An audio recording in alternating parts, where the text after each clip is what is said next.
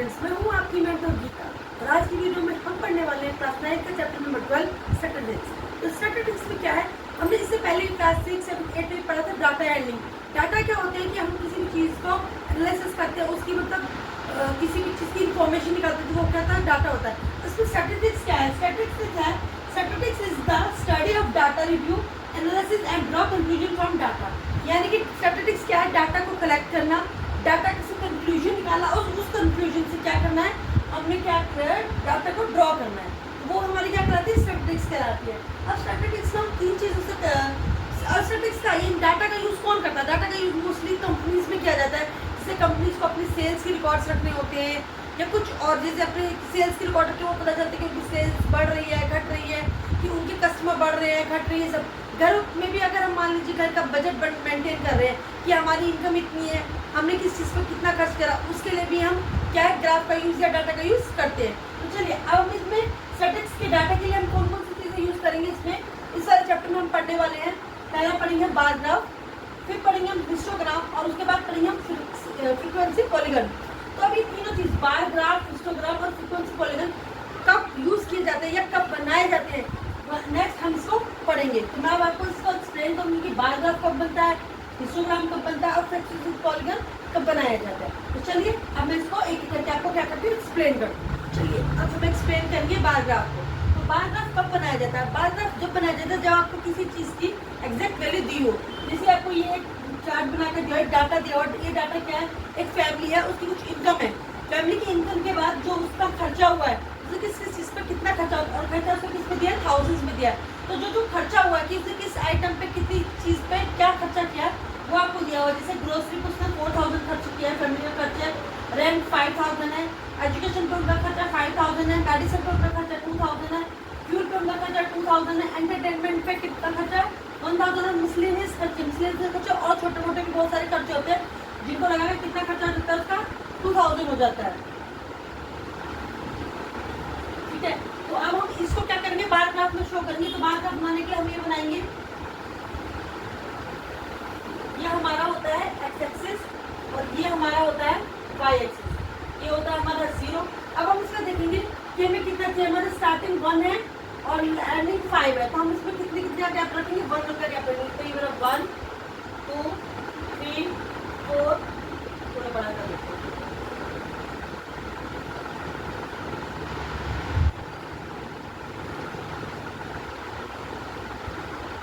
1 2 3 4 5 और 6।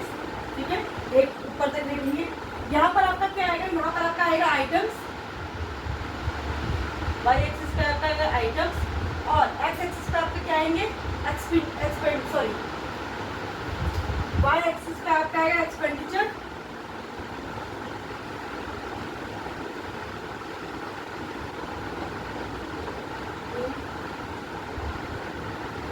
थाउजेंड, और यहाँ आपका क्या आएगा, आइटम्स। ठीक है, हम क्या करेंगे, सबसे पहले हमें कितना, हमारा ग्रोसरी पे कितना खर्चा हुआ, ग्रोसरी पे हुआ हमारा 4000। तो एक 1 2 3 4 5 और ये हो गया 6, 4000 तो हम कहाँ तक लेके जाएंगे इसे, ये हमारे यहाँ तक गया और हम इसके नीचे क्या लिख देंगे, ग्रोसरी।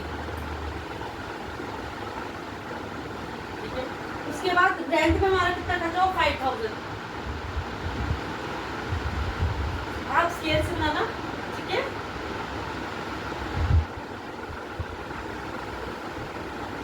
इसमें हुआ रेंट पे,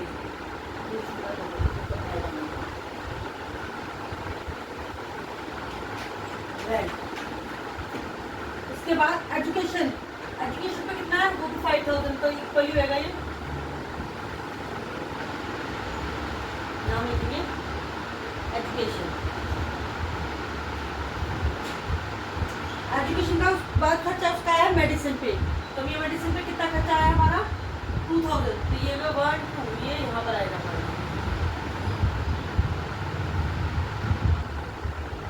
मेडिसिन। उसके बाद है फ्यूल,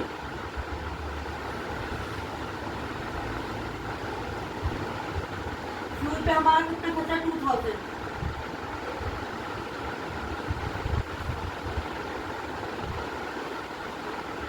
हम लिखेंगे, ठीक है।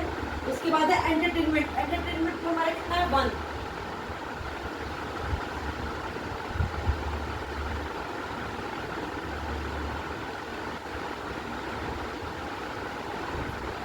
मिसलेनियस खर्चे हमारे कितने हैं 2000, तो क्या लिखेंगे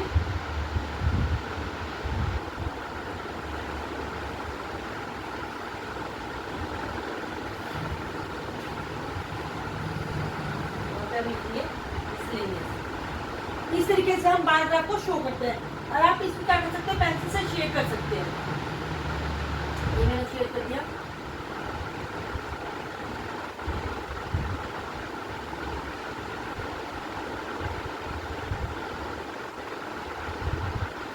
इस तरीके से हम बार ग्राफ शो करते हैं।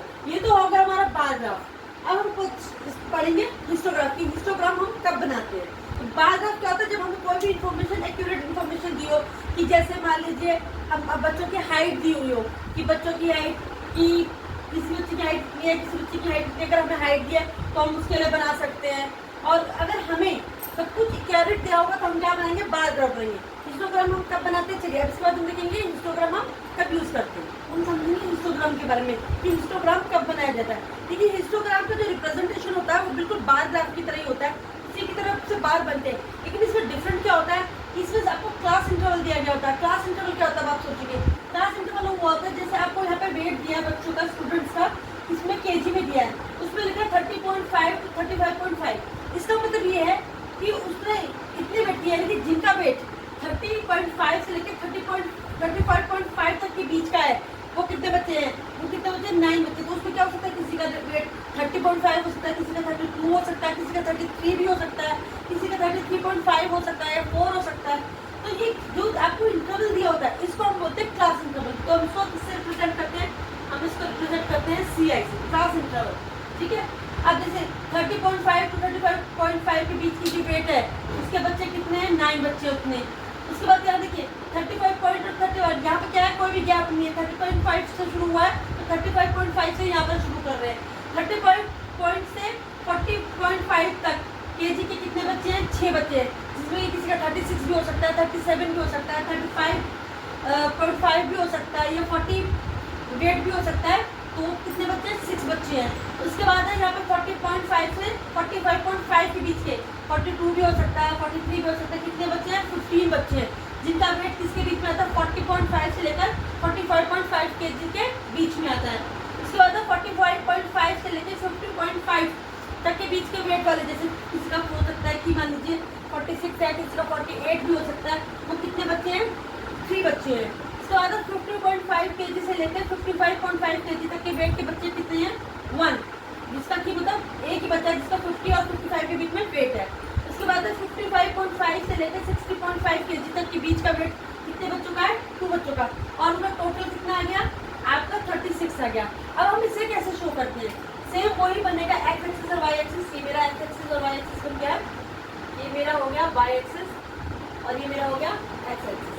अब यहाँ ध्यान से देखिए, हम इस 0 से स्टार्ट करेंगे, लेकिन यहाँ पर क्या होता है, हम यहाँ पर कुछ नहीं करेंगे, हम ऐसे वो बना देते हैं, बना देते हैं। इसका मैं आपको आगे समझाऊंगी कि इसको हम कैसे बनाते हैं, पहले हमें देख लेते हैं। अब देखिए जो हमने बार ग्राफ बनाया था, बार ग्राफ में क्या था कि मेरा एक बार ये था, उसके बीच में गैप था, ठीक है। लेकिन जो हिस्टोग्राम बनता है, हमारा जो हिस्टोग्राम बनता है उनके बीच में क्या होता है, कोई गैप नहीं होता। क्यों नहीं होता, क्या देखिए यहाँ 35.5 से शुरू खत्म हुआ है और 35.5 से ही स्टार्ट हो गया, तो इसके लिए हम क्या बनाएंगे, गैप नहीं बनाएंगे, ठीक है।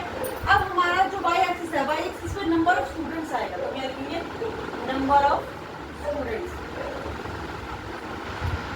ठीक है, नंबर ऑफ स्टूडेंट्स, ठीक है। तो हम क्या करेंगे, हमारा स्टार्ट है 1 से और है 15 तक, तो हम कितने कितने का गैप दे देते हैं, 5 का दे देते हैं। ये हो गया 5, 10 तक हो जाएगा।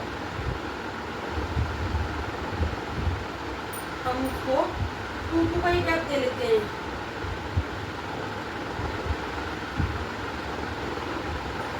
ये हो गया आपका 2, 4, 6, 8, 10, 12, 40 और ये 60, ठीक है। अब जो इसका क्या है, नंबर ऑफ स्टूडेंट्स को जो हमने क्या दिया है कि हमने स्केल क्या लिया है इसका, हमने स्केल लिया है 2 का स्केल लिया है, ठीक है। तो हम क्या करेंगे, यहाँ पर जो हमारा आएगा, हमारा ये जो CI है वो आएगा क्लास इंटरवल, तो मैं रखेंगे 30.5, फिर आ गया आपका 35.5, फिर 40.5, 45.5, 50.5, 55.5 और उसके बाद 60.5,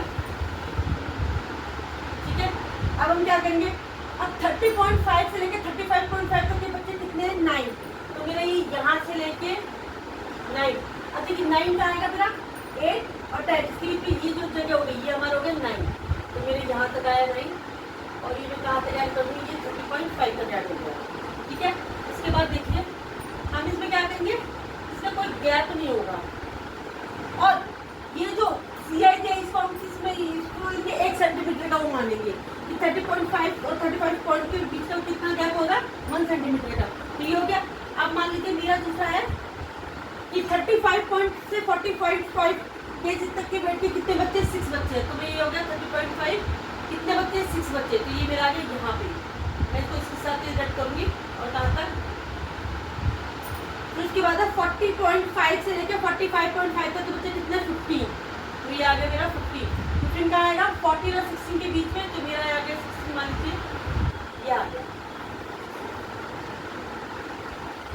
ठीक है। तो अगर ये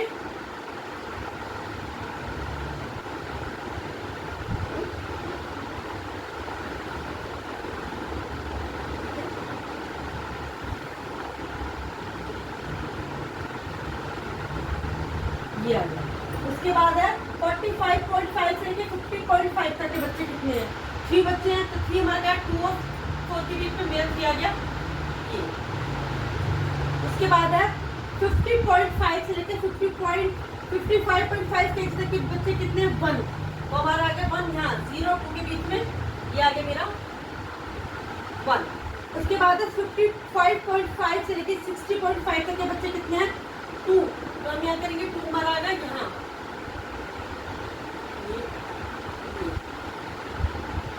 तो ये मेरा जो बना है वो क्या बन गया, मेरा हिस्टोग्राम बन गया है।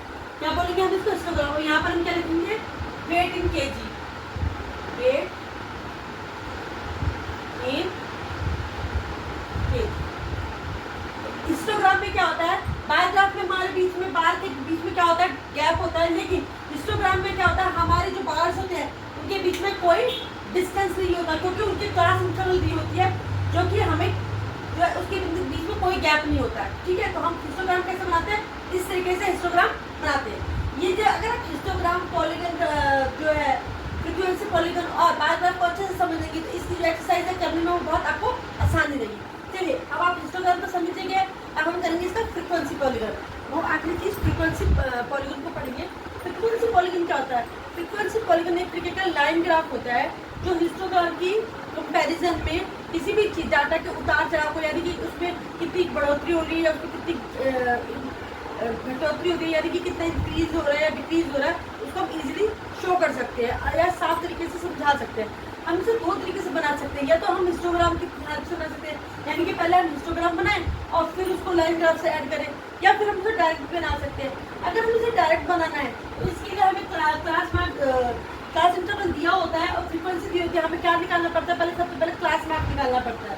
तो यहाँ पर सबसे पहले क्लास मार्क निकालिए। क्लास मार्क निकालने के लिए क्या करते हैं हम, यहाँ पर लिखती हूँ क्लास मार्क। क्लास मार्क बनाने के लिए हम क्या करते हैं कि जो अपर लिमिट होती है और जो लोअर लिमिट होती है, इन दोनों को ऐड करके हम किससे डिवाइड करते हैं, 2 से डिवाइड करते हैं। तो हम हर किसी के इन सब के निकालेंगे, तो हम क्लास मार्क निकालने का जो फॉर्मूला होता है वो आपका होता है upper limit plus lower limit divided by 2। यानी क्लास मार्क निकालने का क्या तरीका है, अपर लिमिट और जो लोअर लिमिट होती है, आपकी अपर लिमिट और जो लोअर लिमिट होती है, इन दोनों को ऐड कीजिए और किससे डिवाइड कर दीजिए, 2 से डिवाइड कर दीजिए। तो चलिए हम यहाँ निकालते हैं पहले वाले का। पहले वाले में दिया अपर लिमिट हमें 150 दी है, लोअर लिमिट हमें 140 दी है, डिवाइडेड बाय 2 करेंगे हम। इन दोनों को ऐड कर दीजिए तो ये आ जाएगा पर 290 डिवाइडेड बाय 2 करेंगे, तो 2 1 2, 2 4 8, 5 10, तो इसकी इक्वल लिमिट कितनी है, इसका क्लास मार्क कितना आएगा 45, 145। अब दूसरे का निकालेंगे 160 प्लस 150, तो यहाँ करते हैं 160 प्लस 150, 160 प्लस 150 डिवाइडेड बाय 2। इसकी अपर लिमिट और लोअर लिमिट दोनों को ऐड किया, डिवाइड कर दिया 2 से। चलिए इसको करेंगे तो ये हो जाएगा 0, 6 5 11 कैरी किया 1 1 2 3 3 1 2 ये आ गया 2 1 2 2 5 10 2 5 10, ये आ गया 155। चलिए ऐड के लिए करेंगे, इसकी अपर लिमिट है 170 और लोअर लिमिट है 160, तो 170 plus 160, 170 plus 160 divide by 2, 0 7 6 13 carry किया 1 1 1 2 1 3, इसको 2 से डिवाइड करेंगे तो आपका आ जाएगा 2 1 2 2 6 12 2 5 10 165। चलिए तीसरी क्लास मार्क मिल गया आपको 165। चौथे का निकालेंगे, इसकी अपर लिमिट है 180, लोअर लिमिट है 170, इन दोनों को ऐड कीजिए 180 प्लस 170 डिवाइडेड बाय 2, 0 8 7 15 कैरी किया 1 1 2 3 डिवाइडेड बाय 2, तो ये आपका आ गया 2 1 2 2 7 14 2 5 10 175, इसकी आ गई आपकी 175। चलिए उसके बाद है upper limit 190, lower limit 180, 190 plus 180, 190 plus 180 divided by 2, 0 9 8 17 carry किया 1 1 1 2 1 3 अपॉन में 2 2 1 2 2 8 16 2 5 10, तो इसका आ गया 185। चलिए सेकंड है, इसकी जो है अपर लिमिट है 200, लोअर लिमिट है 190, इसको ऐड करिए 200 प्लस 190, 200 प्लस 190 डिवाइडेड बाय 2, तो 0 9 4 1 3 3 9 के अपॉन में 2 2 1 2 2 9 18 2 5 10, तो इसका जो क्लास मार्क है वो आ गया आपका 195। चलिए हमने क्लास मार्क निकाल लिया, अब हम इसका क्या बनाएंगे, फ्रीक्वेंसी पॉलीगॉन चार्ट बनाएंगे। सेम वही रहेगा x axis and y axis, ये आपका हो गया वाई एक्सिस, ये आपका हो गया एक्स एक्सिस। आपके वाई एक्सिस पर क्या आएगा, वाई एक्सिस पर फ्रीक्वेंसी आएगी आपकी, आप यहाँ की फ्रीक्वेंसी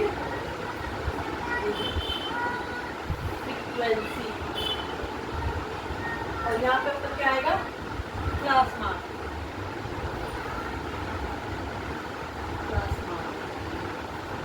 चलिए तो सबसे पहले हमारी फ्रीक्वेंसी लास्ट क्या है 20, स्टार्टिंग क्या है 2, तो हम इसमें कितने कितने का कैलकुलेट है 2 2 का, तो ये मेरा हो गया 0 2 4 6 8 10 12 14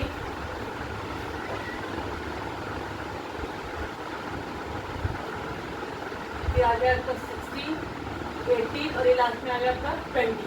चलिए ये तो हमने फ्रीक्वेंसी लिखी, अब हम यहाँ नीचे लिखिए क्लास मार्क। क्लास मार्क क्या है, लोअर है 145, तो यहाँ से शुरू करके 145 155 165 175 185 और लास्ट आपका 195। चलिए दोनों चीज हमने लिख ली। अब हम क्या करेंगे, देखिए कैसे बनेगा हमारा फ्रीक्वेंसी पॉलीगॉन। सबसे पहले है आपका 145 क्लास मार्क्स पे आपकी फ्रीक्वेंसी कितनी थी 5, तो हम 5 का 5 आएगा 4 और 50 बीच में, और ये 150 तो हमारा ये आ गया। यहाँ हम किससे रिप्रेजेंट करेंगे, हम इसे डॉट से रिप्रेजेंट करेंगे। चलिए हमारा डॉट हो गया। उसके बाद सेकेंड है 155, 155 पे हमारा जो फ्रीक्वेंसी कितनी थी 10 थी, तो ये 155 पे आपकी फ्रीक्वेंसी 10 ये आपकी आ गई यहाँ पर। उसके बाद है आपकी 165 पे फ्रीक्वेंसी थी 20, 165 फ्रीक्वेंसी आ गई आपकी 20। उसके बाद 175 पे आपकी फ्रीक्वेंसी कितनी है 9, 175 फ्रीक्वेंसी 9 आपकी 9 यहाँ आ गया।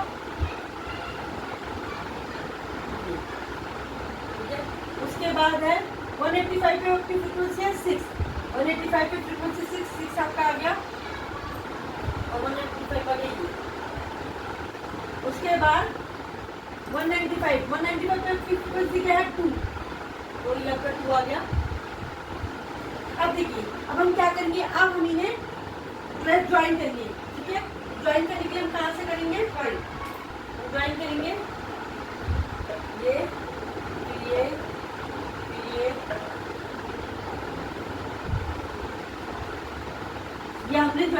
हमारा जो फ्रीक्वेंसी पॉलीगॉन है वो फ्रीक्वेंसी पॉलीगॉन कैसा बनेगा, इस टाइप का बनेगा। और हम इन पॉइंट्स को क्या दे देंगे, नाम दे देंगे A B C D E and F. A B C D E F